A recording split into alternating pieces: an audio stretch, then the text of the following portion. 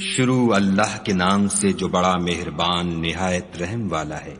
ناپ اور تول میں کمی کرنے والوں کے لیے خرابی ہے۔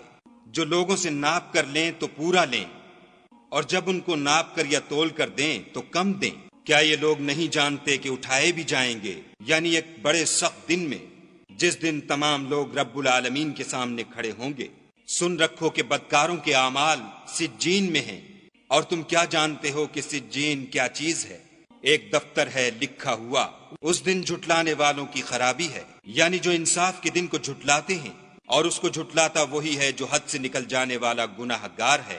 جب اس کو ہماری آیتیں سنائی جاتی ہیں تو کہتا ہے یہ تو اگلے لوگوں کے افسانے ہیں۔ دیکھو یہ جو اعمال بد کرتے ہیں ان کا ان کے دلوں پر زنگ بیٹھ گیا ہے۔ بے شک یہ لوگ اس روز اپنے پروردگار کے دیدار سے اوٹ میں ہوں گے، پھر دوزخ میں جا داخل ہوں گے۔ پھر ان سے کہا جائے گا یہ وہی چیز ہے جس کو تم جھٹلاتے تھے۔ یہ بھی سن رکھو کہ نیکوکاروں کے اعمال علیین میں ہیں، اور تم کو کیا معلوم کہ علیین کیا چیز ہے؟ ایک دفتر ہے لکھا ہوا جس کے پاس مقرب فرشتے حاضر رہتے ہیں۔ بے شک نیک لوگ چین میں ہوں گے، تختوں پر بیٹھے ہوئے نظارے کریں گے۔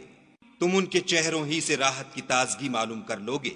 ان کو شراب خالص سر بمہر پلائی جائے گی، جس کی مہر مشک کی ہوگی، تو نعمتوں کے شائقین کو چاہیے کہ اسی سے رغبت کریں، اور اس میں تسنیم کے پانی کی آمیزش ہوگی۔